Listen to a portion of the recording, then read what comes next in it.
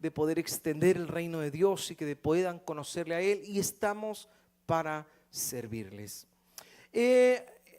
Aunque no lo crea, y yo estaba hablando de esto y decía, acaba de pasar el término o la semana, el tiempo más largo sin que predicara desde la fundación de esta iglesia en el 2013, y yo dije, no puede ser que 3 semanas seguidas no estuve compartiendo la palabra, y eso fue a causa de un asunto de salud. Pero le doy gloria al Señor que Él ha renovado mis fuerzas y que estoy aquí una vez más y con mucho ánimo de compartir la palabra del Señor, y toda la gloria y la honra a nuestro Señor Jesucristo. Mientras todo este tiempo que no estaba compartiendo, tuve la oportunidad de meditar más la palabra, y hubo un mensaje que estuvo latiendo en mi corazón muy fuertemente. Hemos venido hablando los domingos acerca del arca del pacto, y los miércoles habíamos estado hablando acerca de señales del fin del mundo. Y aunque terminamos ya esa miniserie y hemos empezado a abordar otros temas, quiero hablar un poco acerca del arca del pacto, pero sobre todo actitudes ante la presencia de Dios. Una vez más, actitudes ante la presencia de Dios. Y vamos a ver 3 tipos de actitudes. Número 1, actitudes que de gente que no conoce a Dios. En especial vamos a estudiar la vida de los fariseos ante la presencia de Dios. La segunda cosa, no de los fariseos, perdón, la actitud de los filisteos ante la presencia de Dios. La segunda cosa que vamos a estudiar es la actitud del pueblo de Dios ante la presencia de Dios. Y la tercera cosa, la actitud correcta ante la presencia de Dios. Amén. Entonces todo está basado en esos 3 puntos. Acompáñeme en 1 Samuel capítulo 4 versículos 5 al 11, y nuestro contexto va a llegar hasta el capítulo 8 de 1 Samuel. Dice así: aconteció que cuando el arca del pacto de Jehová llegó al campamento de todo Israel, gritó con tan júbilo que tembló la tierra. Yo me imagino cómo habrá sido ese grito de en medio de ellos. No creo que haya sido así el grito. ¿Cómo cree usted que haya sido ese grito ante el poder reconocer que la presencia de Dios llegó al lugar donde nosotros estamos? No, ese tampoco creo que haya sido el grito. Va de nuevo. ¿Cuál cree usted que haya sido el grito al reconocer que la presencia de Dios está en medio de nosotros? No sé dónde salió ese pero bueno, vámonos con el fue el mejor que salió el día de hoy. Dice: cuando los filisteos oyeron la voz de júbilo, dijeron: ¿qué voz de gran júbilo está en medio del campamento de los hebreos? Y supieron que el arca de Jehová había sido traída al campamento, y los filisteos tuvieron miedo, porque decían: ha venido Dios al campamento. Y dijeron: ay de nosotros, pues antes de ahora no fue así. Ay de nosotros, ¿quién nos librará de mano de estos dioses poderosos? Esos son los dioses que hirieron a Egipto con toda plaga en el desierto. Dice: esforzaos, oh filisteos, sed hombres para que no sirváis a los hebreos como ellos nos han servido a vosotros. Sed hombres y pelead. Pelearon pues los filisteos, e Israel fue vencido, y huyeron cada uno cual sus tiendas, y fue hecha gran mortandad. Cayeron pues de Israel 30,000 hombres de a pie, y el arca de Dios fue tomada, y muertos los hijos de Eli, Ofni y Fines. Vamos a orar. Padre, te damos tantas gracias por tu palabra y lo que tú quieres hablarnos esta tarde a través de tu palabra, Señor. Pedimos que no sean mis pensamientos, que no sean mis palabras, sino que sea tu palabra hablada a través de tu Hijo en esta tarde, Señor. Que abras nuestro corazón al entendimiento, abre nuestros oídos espirituales de tal forma que podamos escucharte, que podamos verte y que podamos, Señor, cada día hacer cambios que te den honra y que te den gloria. Úsanos, Señor, en este tiempo para que tu gloria se siga extendiendo en la tierra en medio de estos tiempos tan difíciles que estamos viviendo, Señor. Te damos tantas gracias y sellamos esta oración en el nombre que es sobre todo nombre, en el nombre de Jesucristo, y decimos todos juntos: amén, amén. Hay momentos, mis amados hermanos, en la vida cristiana que sabemos quién es Dios. ¿Cuántos saben quién es Dios? Amén. Y conocemos el poder que Dios tiene, pero a pesar de eso, sin querer y sin darnos cuenta, nos hemos alejado de Él. Todos hemos pasado por estas situaciones, no hay ninguno que esté exento. En el tiempo específico que había esta batalla contra los filisteos, se estaba viviendo un tiempo muy oscuro en la tierra, un tiempo sin liderazgo, un tiempo sin una dirección eclesiástica, bíblica, profética sobre el pueblo de Israel. De hecho, la palabra de Dios dice que sin visión el pueblo desenfrena, o sin palabra, sin profecía, el pueblo se aloca, se alebresta o muere. Y esto es lo que estaba pasando en este tiempo. Esta es una batalla en el tiempo que Elí era el sumo sacerdote, y hemos estudiado acerca de Elí y cómo Elí tenía un liderazgo muy corrupto, un liderazgo muy permisivo, no nada más para su casa, sino también al servicio del Señor. Y esto trajo consecuencias terribles sobre sus generaciones y sobre la nación como tal. Y Elí era un padre de familia que conocía a Dios, pero a pesar de conocer de Dios y aunque servía a Dios, no tenía una relación genuina con Él.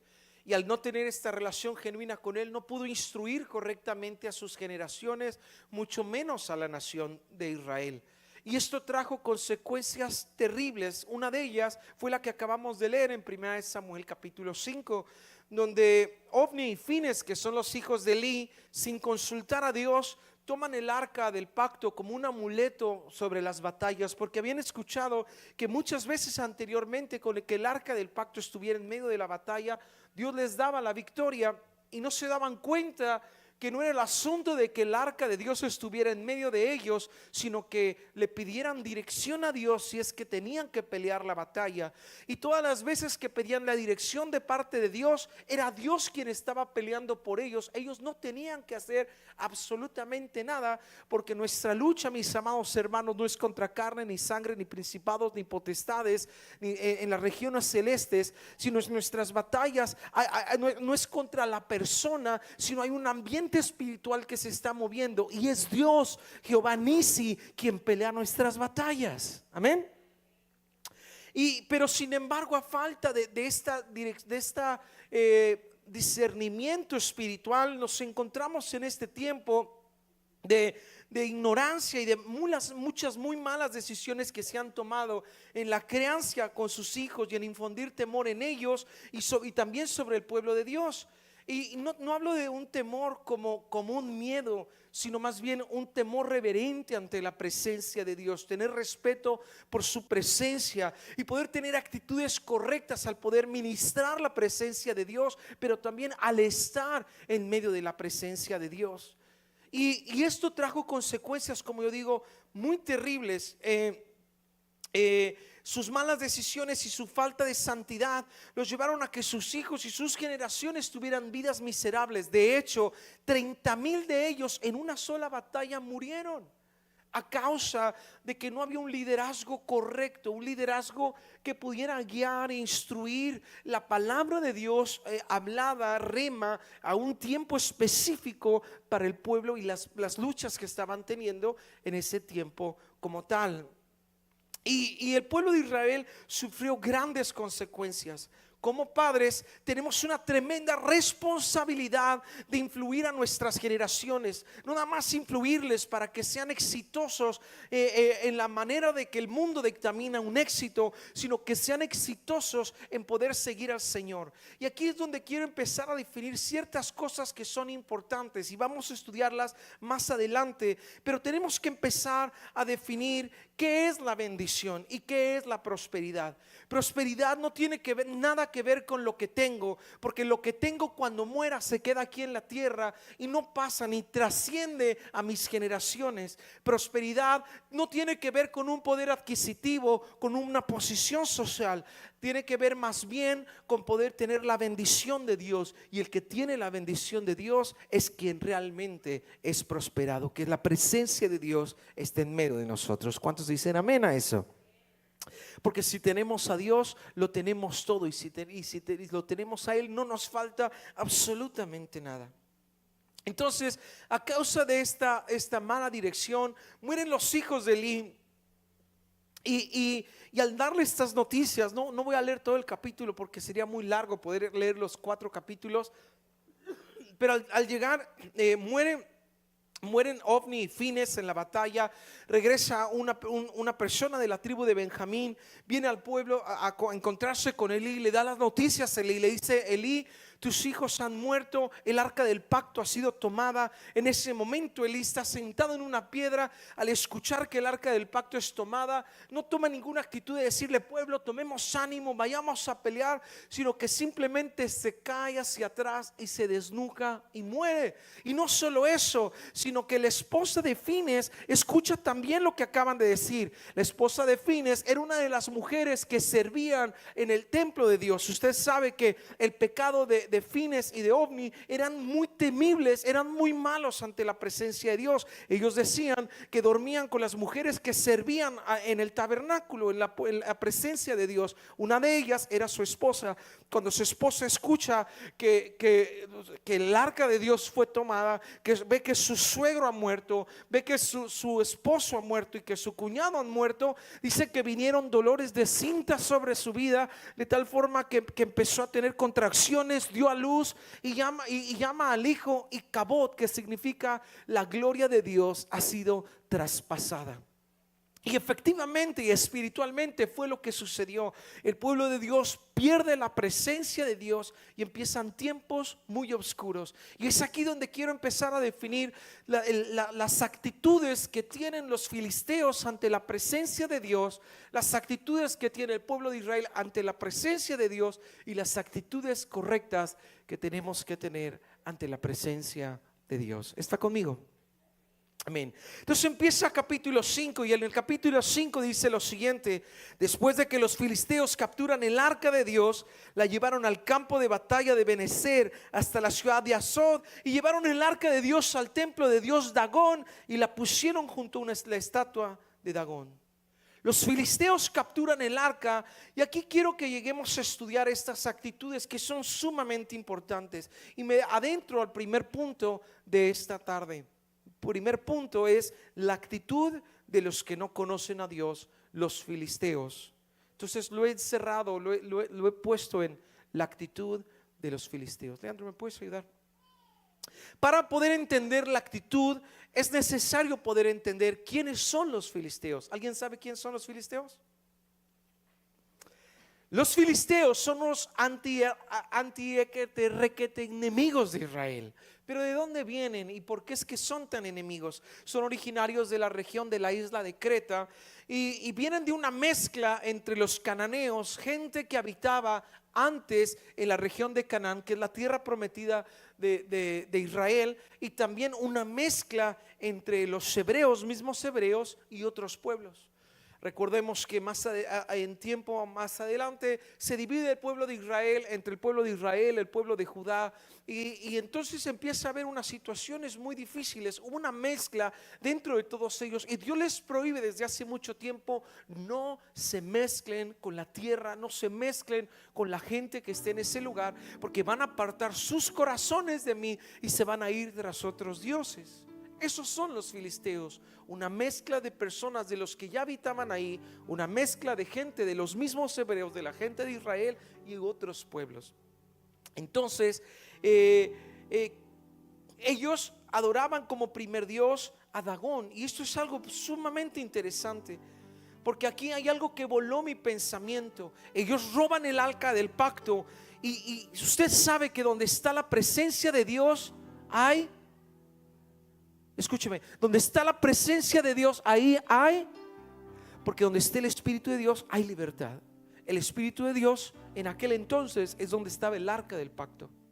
El arca del pacto es tomada por los filisteos, y los filisteos tuvieron un tiempo, un momento de poder redimirse ante los pies del Señor Jesucristo. Pero las actitudes de ellos les impidieron poder redimirse ante la presencia de Dios.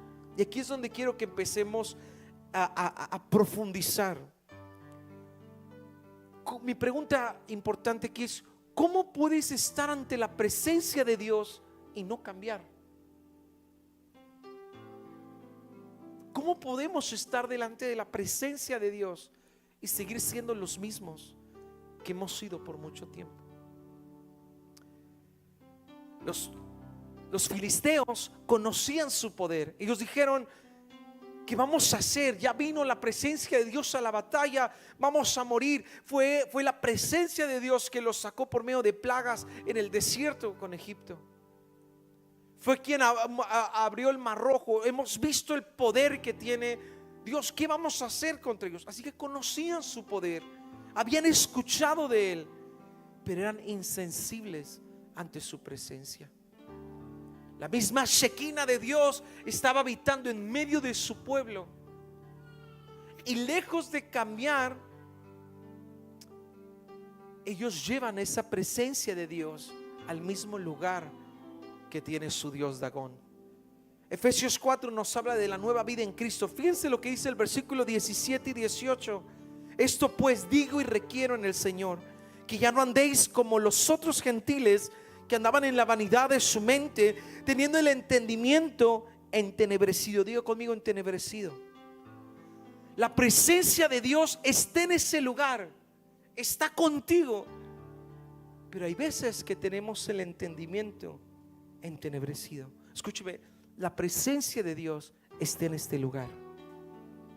¿Cómo lo sé? Porque Él habita en medio de la alabanza de su pueblo. Dios no es hombre para que mienta, ni hijo de hombre para que se arrepienta.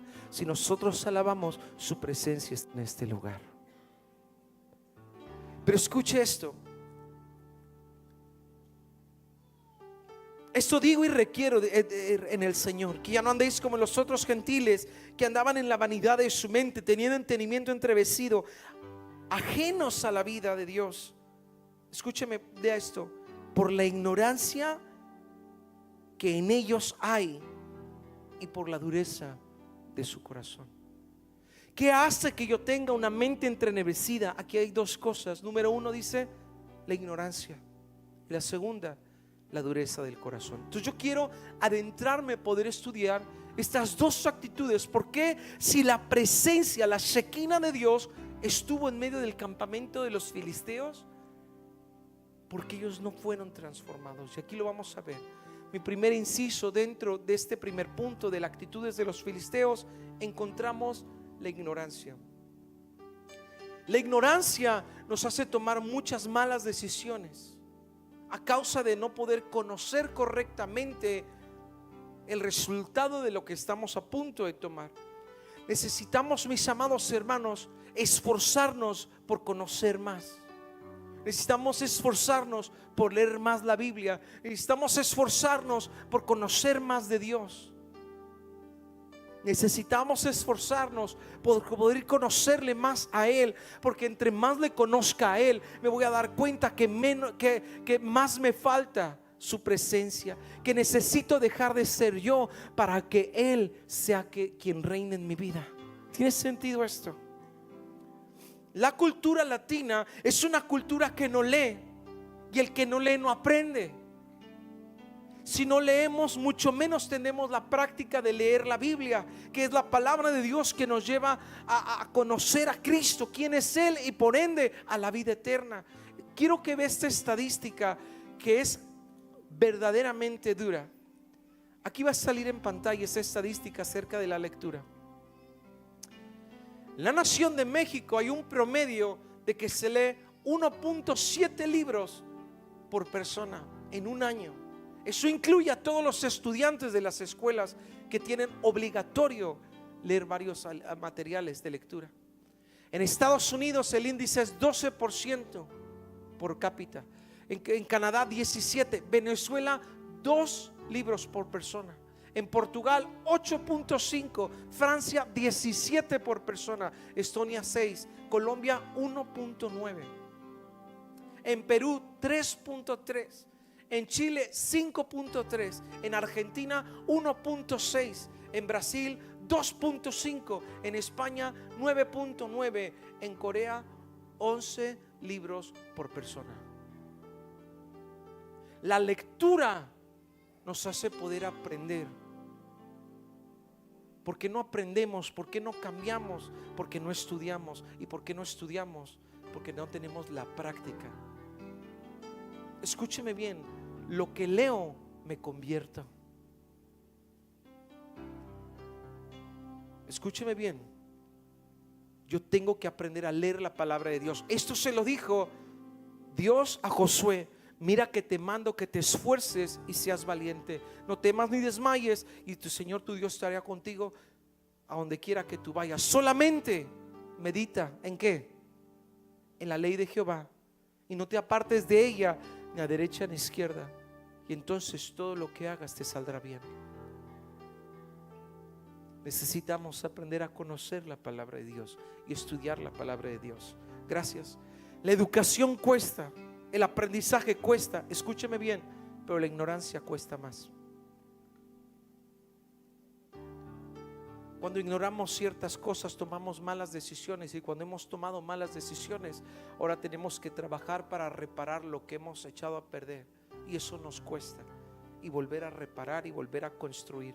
Si tú construyes una casa incorrectamente, sin un fundamento correcto, pudiste haber gastado y poderse haber construido lo mejor, pero si el fundamento no era correcto, te va a costar más tener que volver a derribar lo que habías construido, volver a quitar el fundamento, volver a construir correctamente y volver a edificar. El aprendizaje cuesta, pero la ignorancia cuesta más. ¿Está conmigo? Quiero hablar de la segunda cosa por la cual yo creo que el pueblo de los filisteos no fueron transformados ante la presencia de Dios, y tiene que ver con la dureza del corazón. ¿Tiene que ver con qué? Ellos ignoraban quién era Dios, ignoraban cómo poder adorarlo, ignoraban cómo poder adentrarse a su presencia. Y aún la Biblia dice que para los que ignoran, el castigo va a ser peor que para aquellos que conocen y no hacemos. Pero la segunda cosa es la dureza del corazón. Y traten de hacer de Dios como lo que hacían con otros dioses. Lo que querían era ponerlo a la par de Dagón. Yo me pongo y me hago la pregunta: ¿quién puede estar a la par de Dios? Absolutamente nadie. Romanos capítulo 14 versículo 11 escrito está, dice: vivo yo, dice el Señor, que ante mí se doblará toda rodilla y toda lengua confesará que yo soy Dios. Dele gloria al Señor Jesucristo. ¿Quién puede estar ante la presencia de Dios y no doblar su rodilla? Nadie.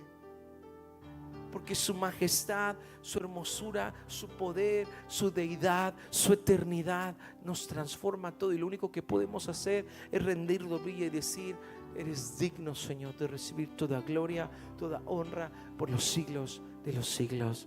Amén. Escucha esto. Quiero que regresemos a 1 Samuel capítulo 5, 3, 4. Dice esto: y cuando al día siguiente los de Azor se levantaron de mañana, he aquí que Dagón estaba postrado en tierra del arca de Jehová. ¿Qué estaba haciendo Dagón? Postrado. ¿Por qué? Porque ante la presencia de Dios no hay quien pueda permanecer de pie. Su Dios al que ellos veneraban, y ahorita voy a hablar de Dagón un poquito más, está postrado delante de la presencia del Señor, y ellos no pudieron entender qué es lo que significaba esto. Ellos tenían dioses hechos por manos, así que toman la estatua de Dagón y la vuelven a levantar. Y fíjense, seguimos leyendo: y volviéndose a levantar, versículo 4, a la mañana siguiente, he aquí que Dagón había caído postrado en tierra del arca de Jehová, y la cabeza de Dagón y sus 2 palmas en sus manos estaban cortadas sobre el umbral, habiéndose quedado a Dagón el tronco solamente. Ahora pregunto: ¿por qué los filisteos anhelaban o adoraban tanto a Dios Dagón? Y aquí pongo una imagen de quién es Dagón. Dagón era una estatua como esta. Era una mezcla de culturas, pero recuerde que los filisteos son una mezcla de culturas. ¿Y quién es Dagón? Dagón era el dios de la cosecha. No nada más de la cosecha. La cosecha para aquel entonces representaba prosperidad. Diga conmigo: prosperidad. si había cosecha, íbamos a ser prósperos.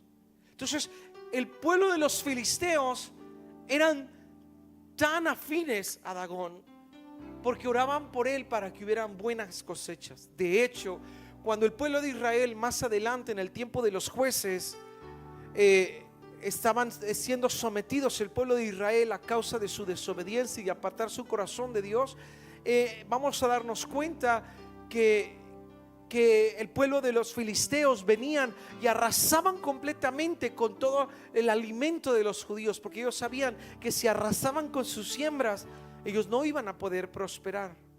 ¿Se recuerdan el tiempo de Gedeón? Que ellos tenían y corrían y vivían en cuevas y se escondían y tenían que esconder la comida porque venían los filisteos y rompían todas sus cosechas. Pero ahora lo que me interesa esto es que esto no está tan ajeno a los dioses que hemos puesto en la actualidad. Dentro mismo, sin descuido del evangelio, esta corriente tan fuerte que ha traído a tanta gente de la prosperidad.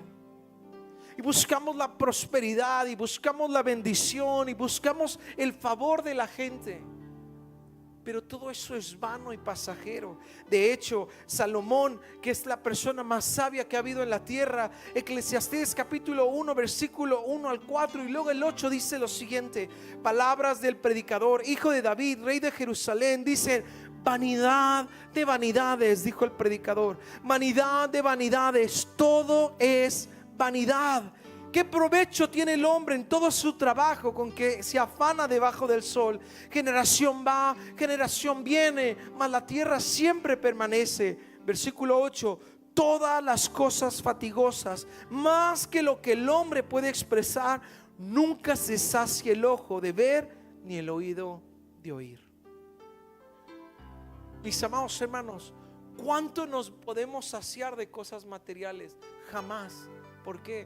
Porque no tiene ningún valor. Lo único que puede saciar nuestra alma es Cristo vivo, la esperanza de vida eterna. Él es la verdadera prosperidad. Cuando tenemos a Jesucristo, tenemos la vida, y si tenemos la vida, tenemos la verdad. Jesucristo es el camino, la verdad y la vida, y nadie viene al Padre si no es por Él. Si lo tengo a Él, lo tengo todo, y fuera de Él nada deseo. Pero genuinamente es lo único que deseamos. ¿O estamos buscando nuestra prosperidad? Si no va a decir amén, diga ay, ay, ay. La verdadera prosperidad es tener la vida eterna, y eso solo lo podemos hacer con una verdadera relación con Cristo Jesús. Los filisteos tuvieron el arca en Asod, luego tuvieron el arca en Gad, luego llevaron el arca a Ecrón. Y en 1 Samuel capítulo 5 versículo 10 dice lo siguiente: entonces enviaron el arca de Dios a Ecrón, y cuando el arca de Dios vino a Ecrón, los ecronitas dieron voces diciendo: han pasado a nosotros el arca de Dios de Israel para matarnos nosotros y a todo nuestro pueblo. Ellos no entendían que tenían en medio de ellos la salvación y la vida eterna, a causa de la ignorancia y a causa de la dureza del corazón. Pero quiero seguir avanzando, y ahora quiero ver actitudes que duelen en mi corazón muchísimo, porque yo no sé usted, pero cuando pierde algo que era suyo, o que sabe de alguien que era, causó un dolor profundo. Ahora que hicimos nuestro viaje, a mí se me quedó algo y yo no me sigo superando. Yo sigo enojado porque se me quedó algo. No era algo tan valioso, pero sigo enojado porque se me quedó. Digo, ¿por qué sucedió eso? ¿En qué momento me distraje? Hace unos años, o un año más o menos, teníamos aquí en la propiedad de la iglesia algo que nos habían prestado, que habíamos utilizado para un evento de la congregación. De repente al día siguiente llegamos a la iglesia y no estaba. Yo estaba desesperado, no era algo nuestro, y yo estaba desesperado buscando lo que nos habían robado. Yo me acuerdo que más de una semana estuve viendo las cámaras, yo estuve haciendo un reporte de la policía, hicimos el reporte de la policía, y yo estuve yendo por todos lados, a comunidades, estuve por calles y calles, un chorro de horas para encontrar lo que no era nuestro, pero a nosotros se nos había perdido. Y mis amados hermanos, el pueblo de Israel no habían perdido algo que podían recuperar. Habían perdido la presencia misma de Dios y no habían hecho nada. Y eso me duele bastante, porque esta generación muchas veces ha perdido la presencia de Dios, ha perdido la sensibilidad por Dios, y no hacemos nada por obtenerla de nuevo. Fíjense lo siguiente, voy a hablar ahora de las actitudes de Israel. La primera es la indiferencia por buscar la presencia de Dios. Los israelitas pierden el arca a causa del mal liderazgo espiritual en el hogar y en la nación por medio de Elí. Un liderazgo corrupto, un liderazgo permisivo, un liderazgo que si a sus hijos los permitía que anduvieran fornicando con las mujeres que servían a Dios y robando de las ofrendas. Imagínense usted lo que no dejaba que hiciera el pueblo. No hicieron nada para recuperar la presencia de Dios. Y los filisteos, ellos, sin que los israelitas trajeran ellos mismos dijeron: no, vamos a regresarles esta presencia, porque es demasiado para nosotros y nos está haciendo daño. Fíjense, voy al capítulo 6 de Primera de Samuel. Primera de Samuel, capítulo 6, versículo 1 al 2. Lean lo siguiente y dígame si no es difícil de leer. Estuvo el arca de Jehová en tierra de los filisteos 7 meses. ¿Cuánto tiempo? 7 meses. ¿Y qué hicieron los de Israel por recuperarla? Nada. Estaban tan conformes con su estilo de vida que no hicieron nada por recuperar la presencia de Dios. Esto es preocupante. Yo cuando leía esto, yo estaba llorando. Yo decía: ¿cómo puede ser? O sea, imagínate que se te pierde algo que verdaderamente anhelas. Debería ser Dios. Pero imagínate que se te pierde un hijo. ¿Qué haces? Te esperas 7 meses a ver qué sucede. Yo creo que estaríamos desquiciados, desesperados, tratando de hacer algo para recuperarlo. Mis amados, ¿cuánto más importante es la presencia de Dios que un hijo? Y los de Israel no hacían nada por recuperarlo. Seguimos leyendo. Estuvo el arca de Jehová en la tierra de los filisteos 7 meses. Entonces los filisteos, llamando a los sacerdotes, adivinos, preguntaron: ¿qué haremos con el arca de Jehová? Hacednos saber de qué manera se la hacemos volver a su lugar. Imagínate, Dios tuvo que poner mortandad y tumores en medio de ellos para que ellos dijeran: no, ¿qué hacemos con esto? No, regresémoselas. Terrible. Romanos 13, 11 al 12, hablando acerca de la indiferencia, dice esto: no hay justo ni aun uno, no hay quien entienda, no hay quien busque a Dios. Todos se desviaron a una, se hicieron inútiles, no había quien haga lo bueno, no hay ni siquiera uno. Jeremías 5, 21 y 22, primera parte, dice lo siguiente: ahora oíd esto, pueblo necio y sin corazón, que tiene ojos y no ve, que tiene oídos y no oye. A mí no temáis, dice Jehová. Sofonías 1, 4 al 6, escuche esto: extenderé mi mano sobre Judá y sobre los habitantes de Jerusalén, y extenderé de ese lugar los restos de Baal y el nombre de los ministros idólatras y con sus sacerdotes. Y a los que sobre los terrados se postran al ejército del cielo, y a los que se postran jurando por Jehová y jurando por Milcom. Escuche, lea esto, está en rojo. Y a los que se apartan en pos de Jehová, y a los que no buscaron a Jehová ni le consultaron. Esto está terrible. Esto es la realidad de la actitud del pueblo de Dios todo el tiempo, desde la entrada a la tierra prometida. Buscaban a Dios, dejaban de buscar a Dios. Buscaban a Dios, eran esclavizados, buscaban la presencia de Dios. Todo el libro de Jueces, todo el libro de Crónicas, todos los reyes, todo es el mismo patrón de indiferencia. Y muchas veces, mis amados, venimos a la iglesia y levantamos nuestras manos y cantamos. ¿Y por qué la presencia de Dios no se manifiesta? No es que la presencia de Dios no esté en este lugar, es que hay una indiferencia ante la presencia de Dios.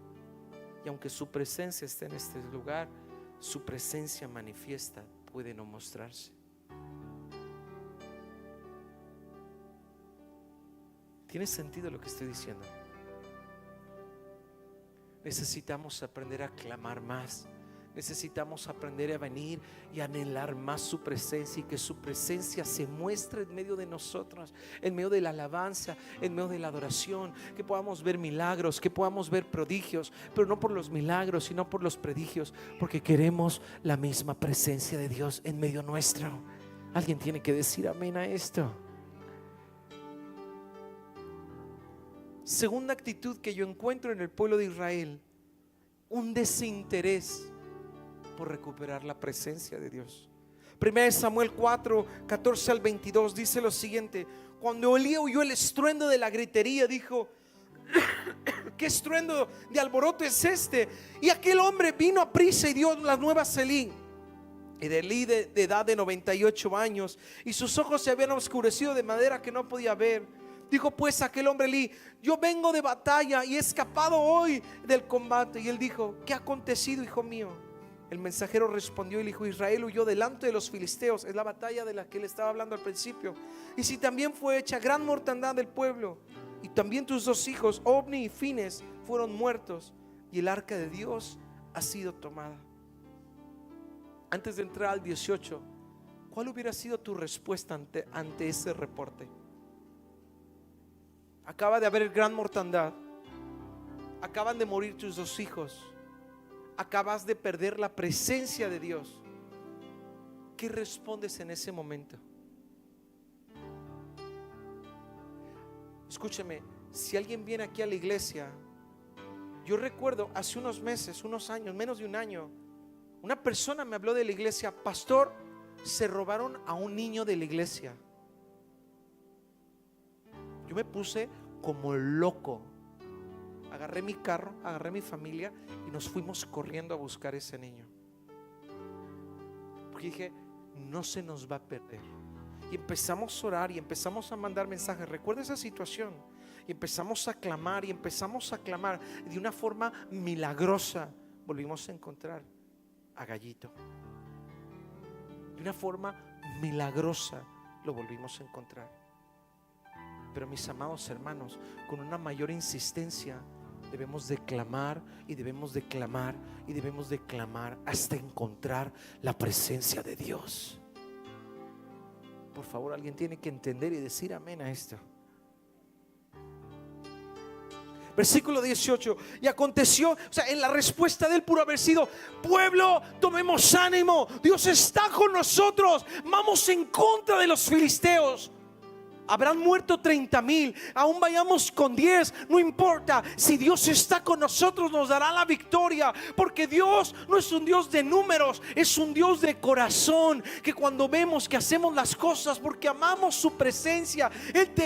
Elí tenía un plan, pudo haber tenido un momento de redención con el pueblo de Israel, y lejos de levantarse en ánimo, en decir: en mis propias fuerzas no puedo. Sí, nadie en nuestras propias fuerzas podemos hacer nada, pero en Cristo todo lo podemos, en Cristo que nos fortalece.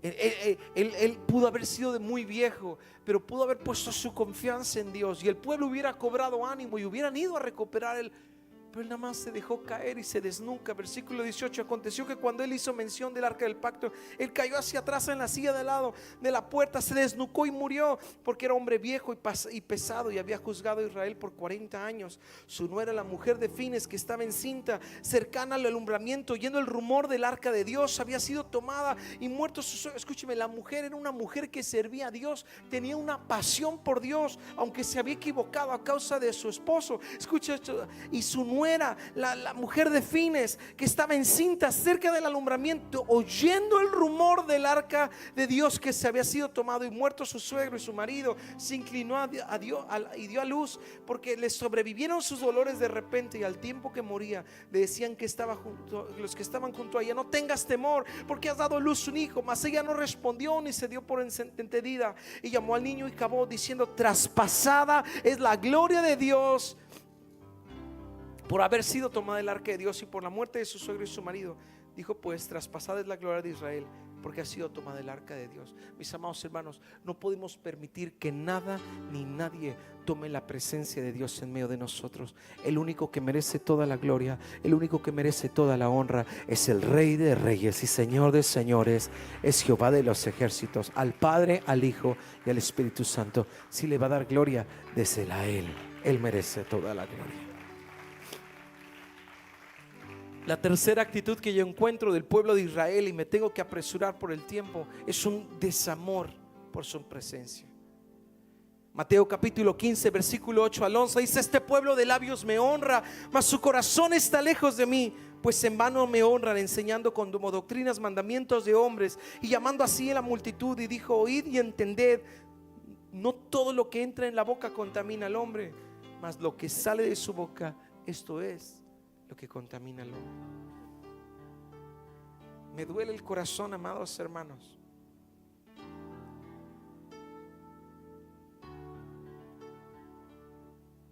de ver que no clamemos más por la presencia de Dios.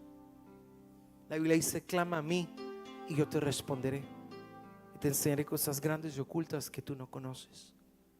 Necesitamos clamar más por la presencia de Dios. Primera de Samuel 6, capítulo 3 al 6 dice: ellos dijeron: si enviares el arca de Dios a Israel, está hablando de los filisteos, no la envíes vacía. Escúchame, había más entendimiento sobre los fariseos, sino pagadle la expiación. Y estudiamos qué es la expiación. Entonces seréis sanos y conoceréis porque nos apartó de vosotros su mano. Y ellos dijeron: ¿y qué será la expiación que pagaremos? Ellos respondieron: conforme al número de los príncipes de los filisteos, 5 tumores de oro, 5 ratones de oro. Por una misma plaga ha afligido a todos los varones y a nuestros príncipes. Haréis pues figuras de vuestros tumores y vuestros ratones que destruirán la tierra, y daréis gloria a Dios de Israel. Quizás aliviará su mano sobre vosotros y sobre sus dioses y sobre toda vuestra tierra. Escúchame el 6. ¿Por qué endurecisteis vuestro corazón como los egipcios? Y Faraón endurecieron su corazón. Después los que habían tratado así, no los dejaron ir y se fueron. Había un mayor entendimiento sobre los filisteos que sobre el pueblo de Dios. No sabían cómo ofrecer alabanza y adoración, pero entendían que tenían que hacer expiación por sus pecados, y lo hicieron a su manera y fueron sanados. Unos murieron, pero otros fueron sanados y pudieron tener un mayor conocimiento que los filisteos. Y aquí llega una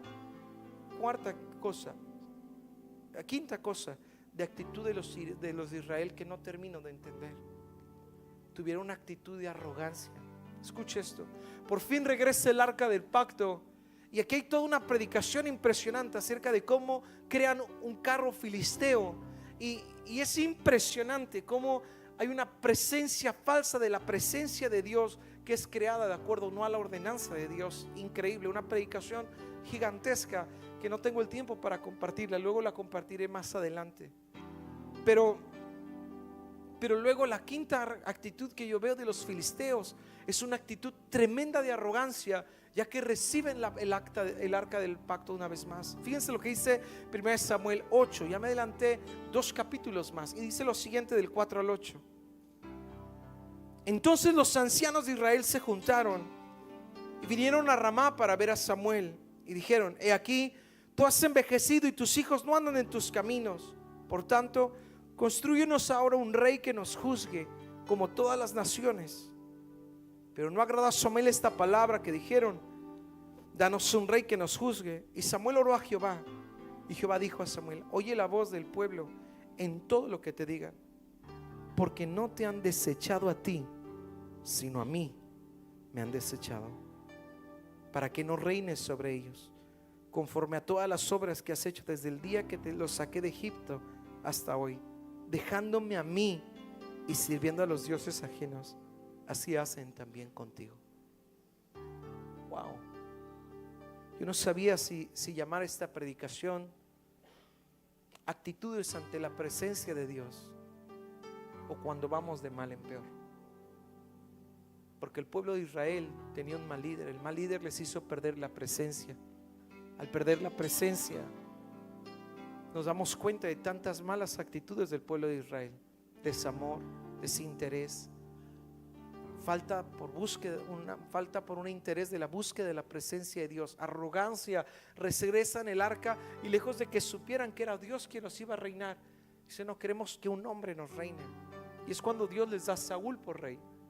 Y conocemos las historias de los reyes. Pero hay muchas actitudes que yo encuentro, 6 actitudes diferentes, tanto de los filisteos como de los pueblos de Israel, que no son actitudes de tratar la presencia de Dios. La ignorancia, la dureza del corazón, la indiferencia, desinterés, la falta de amor y la arrogancia. Entonces, ¿cómo tratamos la presencia de Dios? Si no me has puesto atención, ponme atención en esto. ¿Cómo tratamos? De aquí en adelante, ¿cómo tratamos con esta presencia que está en medio de nosotros? Y voy a pedir al grupo de alabanza que venga aquí al frente. Acompáñame a 2 de Crónicas 7:14. Dice lo siguiente. Léalo conmigo. Quiero invitarle a que se ponga de pie y léalo conmigo. Dice: si se humillare mi pueblo, léalo conmigo, venga. Si se humillare mi pueblo, sobre el cual mi nombre es invocado, y oraren y buscaren mi rostro, y se convirtieren de sus malos caminos, entonces yo iré desde los cielos, perdonaré sus pecados y sanaré su tierra. Yo no sé usted, pero ya al estudiar la profundidad y el significado bíblico y espiritual, que no nada más tengo como pastor, sino que tengo como padre de familia, mi corazón fue conmovido por esta palabra, porque a todos nos impacta y a todos nos está hablando Dios. ¿Qué estamos haciendo? ¿Cómo estamos guiando nuestra casa? ¿La estamos guiando de acuerdo a nuestros deseos, nuestros planes? Tal vez nuestra ignorancia, tal vez falta de entendimiento, tal vez falta de insensibilidad por la presencia de Dios. Tal vez hemos perdido los altares familiares y traer esa presencia de Dios a nuestros hogares, y hemos sido indiferentes en recuperar esa presencia. Tal vez ha habido falta de amor por la presencia de Dios y estamos más interesados en ver películas que en ver la presencia de Dios. Tal vez hay arrogancia y creemos que estamos bien y no nos damos cuenta que, como en Apocalipsis capítulo 3 a la iglesia de la Odisea, ustedes creen que están bien porque tienen oro y no se han dado cuenta que son pobres y desnudos, por lo cual yo les aconsejo que pongan colirio en sus ojos para que puedan ver y compren de mí oro refinado. Yo estoy a la puerta y toco, y el que abre la puerta, yo entraré con él y cenaré con él. Dios nos está hablando de poder recuperar esa presencia de Dios congregacional, pero también en el hogar, en cada casa, que pueda ser un hogar de adoración, de exaltación, de búsqueda de la presencia de Dios. Entonces, ¿cuáles son las actitudes correctas ante esa presencia de Dios? Número 1 es humillarnos. Lo acabamos de leer en 2 de Crónicas 7:14. Si se humillare mi pueblo, sobre el cual mi nombre es invocado. Yo me niego a poder cantar sin adorar al Señor. No más. Yo me niego a hacer una atmósfera sentimental de la presencia de Dios en este lugar. No existe eso, no funciona. Necesitamos atraer la presencia de Dios a este lugar. Clama a mí y yo te responderé. Necesitamos reconocer que estamos mal.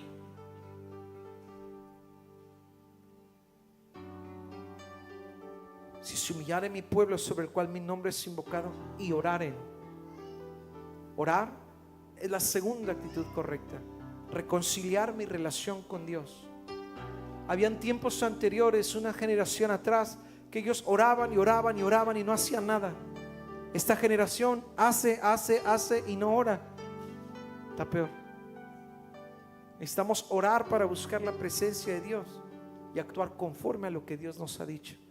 Y veremos la gloria de Dios en todo lo que hagamos. Lo leímos. Y todo lo que hagas te saldrá bien. Entonces tengo que humillarme, reconocer mi condición y orar y se volvieran de sus malos caminos. Por eso Jesucristo dijo: aprendan de mí que soy manso y humilde de corazón. Bienaventurados los que son pobres de espíritu, porque de los tales es el reino de los cielos. Bienaventurados de los que lloran, porque ellos serán consolados. Bienaventurados los que tienen los mansos, porque ellos recibirán la tierra por heredad.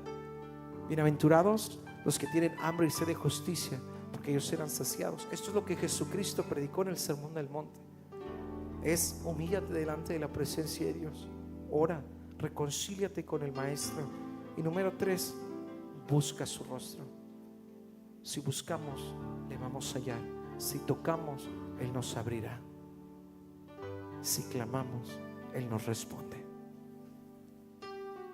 Si se humillare mi pueblo, sobre el cual mi nombre es invocado, y oraren y buscaren mi rostro, y se convirtieren de sus malos caminos, entonces yo iré desde los cielos, perdonaré sus pecados y sanaré su tierra. Quiero invitarla a que cierre sus ojos. Mientras escucha esta canción, si la sabe, cántela con nosotros, pero permita que el Espíritu Santo ministre su corazón.